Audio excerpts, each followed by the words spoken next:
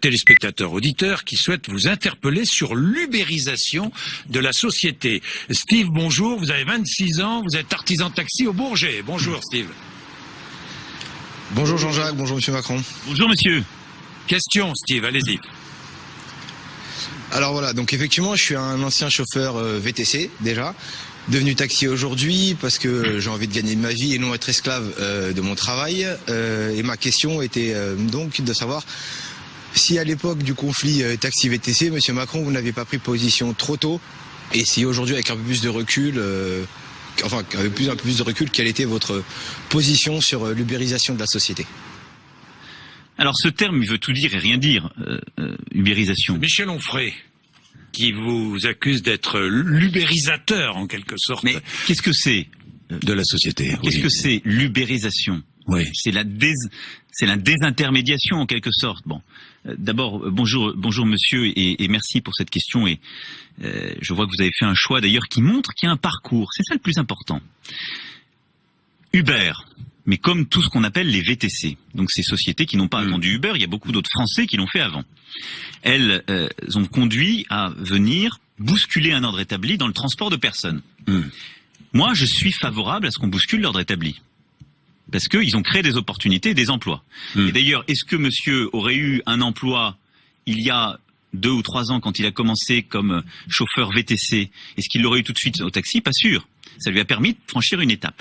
Et je le dis souvent, Uber, le cab, enfin tous ces VTCistes, eh bien, ont donné beaucoup d'emplois dans les quartiers les plus difficiles et ont permis à des femmes et des hommes des quartiers souvent les plus modestes, qui étaient l'objet de beaucoup de discrimination, d'accéder au premier emploi légal de leur vie.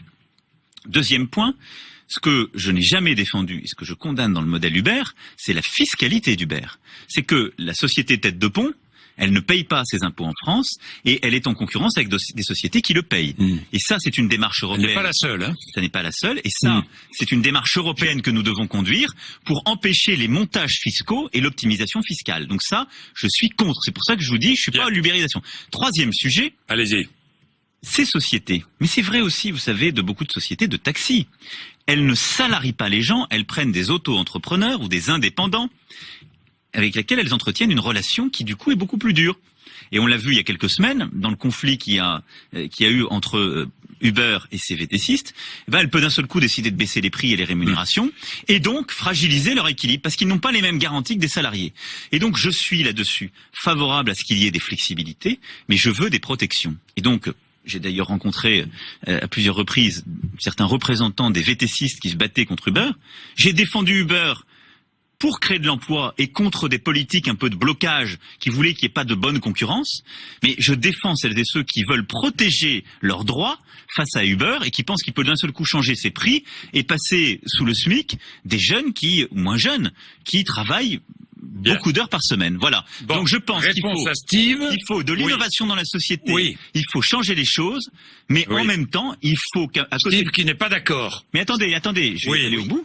En même temps qu'il y a une juste liberté, il faut des protections. Donc sur Uber, je suis pour qu'il y ait une protection des salariés et surtout des indépendants et donc une juste répartition. Et deux, je suis pour la juste concurrence. Ce qui ne va pas aujourd'hui entre les VTC et les taxis, je l'ai dit plusieurs fois, c'est qu'il y a des taxis qui payent la plaque et qui aujourd'hui n'ont quasiment plus de droits différenciés par rapport aux VTC. Steve, vous n'êtes pas d'accord? Si je peux dire quelque chose. Alors allez-y, très vite. Non, pas du tout, parce que alors déjà sur les taxis, donc on peut choisir être artisan, locataire ou salarié, donc on a le choix. Chez les VTC, quand moi je suis rentré, on était obligatoirement auto-entrepreneur. C'est hyper précarisant. La preuve, les VTC ont manifesté il y a pas longtemps. Et on dit eux-mêmes que effectivement leurs conditions étaient précarisantes, qu'ils ne gagnaient pas. Il y a plusieurs statistiques qui montrent qu'ils gagnent très mal leur vie. Donc il y a une connaissance du dossier qui est pas excellente, parce que même moi qui ne suis pas politicien, je sais que il y a plein de choix différents dans le taxi. Dans le VTC, non, on est on gagne pas sa vie lorsqu'on est VTC. C'est bien beau de vouloir créer des emplois. Oui, Steve, je vous interromps. C'est bien beau de vouloir créer des emplois, mais si on gagne pas sa vie, oui. Je suis tout à fait d'accord. Et Steve, qui est pas de malentendu, vous dites exactement ce que je viens de dire. Donc, ne dites pas que je ne connais pas le dossier, parce que vous dites exactement ce que je viens de dire. En effet, il y a eu une polémique il y a quelques semaines, ils ne gagnent pas bien leur vie, et je n'ai jamais dit que dans les taxis, on était obligé d'être auto-entrepreneur. Il y a tous les statuts. Simplement, je peux vous dire que tous les ans, vous avez des taxis qui sont auto-entrepreneurs, qui font des procès à leur employeur parce qu'ils veulent se faire requalifier en salarié. Donc, il y a aussi de la pression de ce côté-là. Faut pas être naïf. Bien. Simplement, Emmanuel là-dessus, Macron, oui. non mais on va finir ce débat là-dessus, Jacques Bourdin. Soyons pas moralisateurs. Oui. C'est-à-dire, moi je suis pour qu'on améliore la protection en permanence. Mais c'est toujours le même débat en France. Beaucoup de jeunes, ou moins jeunes, qui ont été embauchés comme VTCistes, qu'est-ce qu'ils faisaient avant? Ils n'étaient pas taxis, hein. Ils étaient au chômage. Ils étaient aux minima sociaux.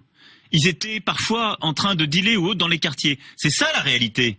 Donc, on peut dire tout ce qu'on veut, c'est une première étape. Ensuite, il faut qu'il y ait un parcours, il faut qu'on améliore les choses, il faut qu'on les protège, mais sortons de cette, on a souvent appelé la préférence française pour le chômage.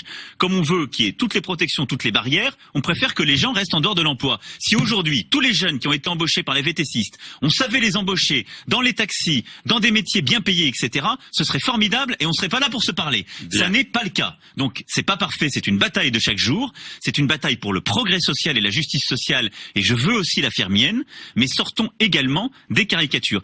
Ce qui compte, ce sont les parcours. Et ce que représente Steve, c'est formidable, c'est quelqu'un qui a accédé à ce secteur par les VTC. Oui. Et qui est devenu taxi. Qui est devenu taxi. Si Bon. on était resté dans les mêmes équilibres, eh bien, on aurait détruit Il ne les serait emplois. pas taxi. Bien.